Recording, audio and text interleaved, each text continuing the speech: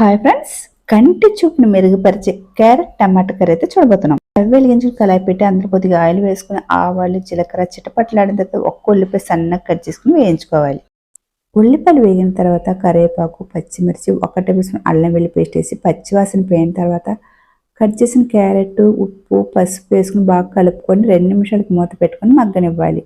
2 నిమిషాల తర్వాత 2 టమాటాలను కట్ చేసి వేసి బాగా కలుపుకొని మూత పెట్టుకొని 1 నిమిషానికి మగ్గనివ్వాలి.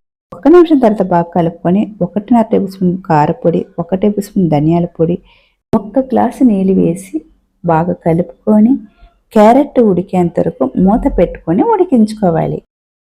ఇప్పుడు మూత తీసుకొని క్యారెట్ ఉడికిందో చూసుకోవాలి. బాగా ఉడికిన తర్వాత ఇప్పుడు ఒకసారి బాగా కలుపుకొని సర్వ్ చేసుకోవడమే.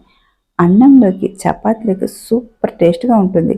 తప్పక వీడియో షేర్ చేయండి, ట్రై చేయండి, లైక్ అయితే కొట్టండి. కొత్తగా చూసేవాళ్ళు సబ్స్క్రైబ్ చేసుకోండి. Bye friends.